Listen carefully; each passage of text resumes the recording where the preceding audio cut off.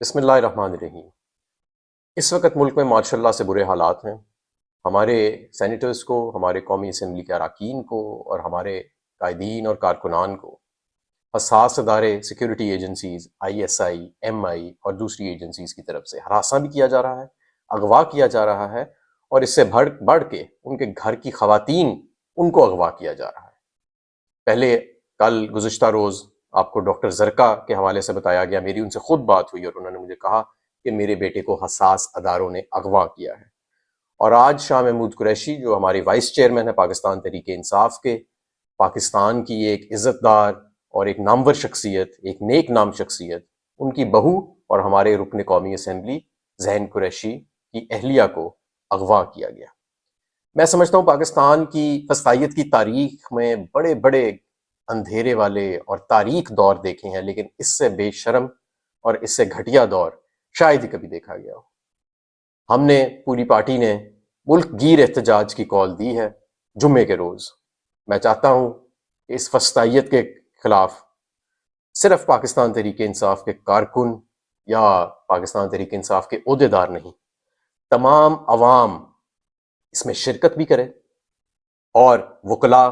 Doctors, teachers, طلباء، تمام شعبہ زندگی سے تعلق رکھنے والے لوگ باہر نکلیں اور اس فسطائیت کی آگ کو بجھائیں۔ اگر یہ آگ جلتی رہی فسطائیت کی تو یہ ایک ایک کر کے ہم سب کو جلائے گی، اور جس طرح پورے پاکستان کو جلا رہی ہے تو یہ بہت تباہی کرے گی۔ میری آپ سب سے گزارش، اور میں اپنے سیکیورٹی ایجنسیز کے چیفز کو بھی کہنا چاہتا ہوں کہ آپ کی ایجنسیز پاکستان کے تحفظ اور پاکستانیوں کے تحفظ کے لیے پاکستان کے ٹیکس کے پیسے سے، غریب عوام کے ٹیکس کے پیسے سے چلتی ہیں۔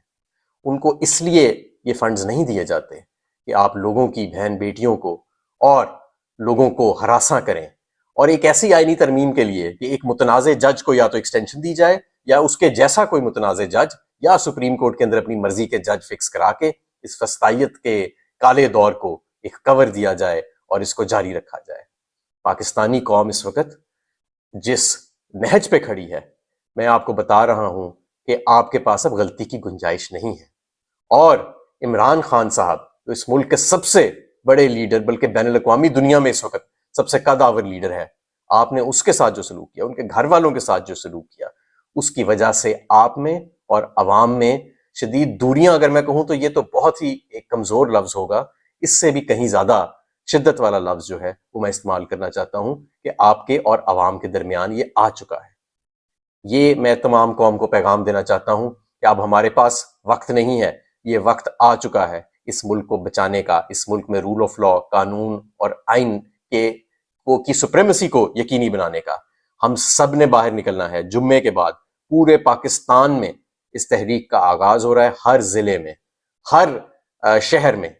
بڑی تعداد میں آپ کو ہر شہر کے اندر مقامات سے آگاہ کیا جائے گا، لیکن جمعے کے بعد کوئی پاکستانی اپنے گھر نہ بیٹھے، سب نے باہر نکلنا ہے۔